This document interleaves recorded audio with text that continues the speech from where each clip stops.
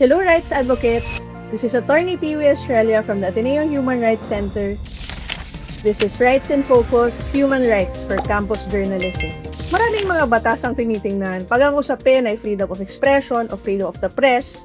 Pero pagdating sa mga student journalists or campus publications, ang tinitingnan talaga natin ay ang RA 7079 o ang Campus Journalism Act of 1991. Kapag nabasa nyo yung batas, makikita nyo na dito nakalagay kung ano yung mga dapat tandaan sa pagpapatakbo ng isang student publication. Maaari itong hatiin sa tatlong aspeto. Una, ang coverage. Pangalawa, ang finance. Pangatlo, ang operations. Napasa ang Campus Journalism Act dahil, una, layunin nito na pagtibayin at protektahan ang freedom of the press sa campus level. Pangalawa, i-promote ang campus journalism bilang paraan para pagtibayin ang ethical values, i-encourage ang kritikal at malikhaing pag-iisip, at hubugin ang moral character and personal discipline ng mga kabataang Pilipino. Mahalagang tingnan kung paano ba binibigyang kahulugan ng batas ang ilang mga mahahalagang termino. Una, ano ba ang school o eskwelahan? Sa ilalim ng batas, kasama sa eskwelahan ang elementary, secondary at tertiary level. Ibig sabihin, kahit elementary ay sakop nito. Mag-iiba kasi yung mga requirements or standards sa ibang parte ng batas, depende kung nasaan level ba yung student publication. Ang pag-uusapan natin ngayon ay ang task ng kolehiyo.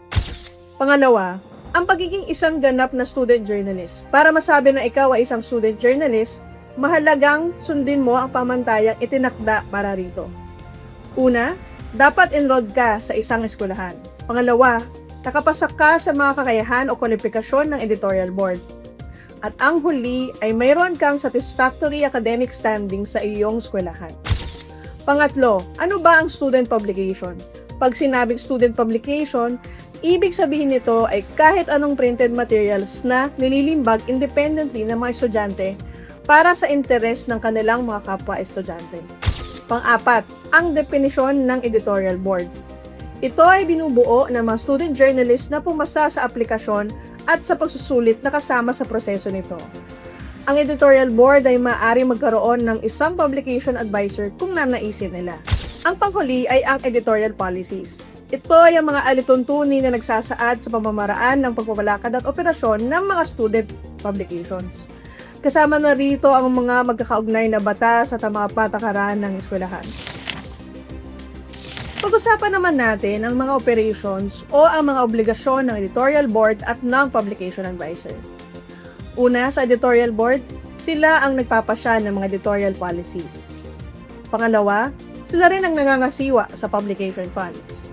At pangatlo, responsable sila sa mga college or university at sa mga third parties para sa kanilang mga desisyon at mga aksyon. Ang publication advisor naman ay pinipili ng school administration mula sa listahan na isinumite ng publication staff. Pero tandaan, ang tungkulin ng advisor ay limitado lamang sa pagbibigay ng technical guidance. Dumako naman tayo sa usaping finance. Ang isang student publication ay kumuha ng pondo mula sa mga donasyon, grants, earnings sa mga advertisements, at publication fee na kinokolekta mula sa enrollment. Ang mga pondo na nakolekta ay dapat maibigay sa student publication staff isang buwan mula sa unang araw ng enrollment. Ang mga pondong nakolekta ay para lamang sa exclusive use ng publication katulad ng paglilimbag, transportasyon, at sa kung ano pang pangangailangan ng publication staff at ng kanilang publication advisor na kaugnay sa kanilang student publication. Dagdag pa rito ang mga office at photo supplies, mga gastusin sa pagdalo sa mga press conferences at workshops, honoraria o allowance para sa mga staff at advisor, at iba pang incidental expenses. Exclusive ang list na ito. Maaaring kasuhan ng administratibo o kaya naman ay kriminal ang sinumang lumabag dito. Ang editorial board sa tulong ng student publication staff ang naghahanda ng kanilang budget. Sila rin ang responsable sa paggawa ng financial report na kailangang isumite sa katapusan ng bawat semester.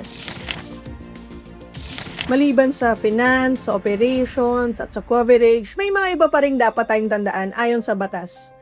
Unang-una, exempt from the donor's tax ang mga donation at grants na binibigay sa isang student publication.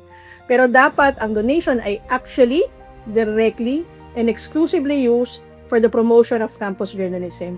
Kung hindi siya exclusively used, actually used, or directly used, pwede itong patungan ng donors tax.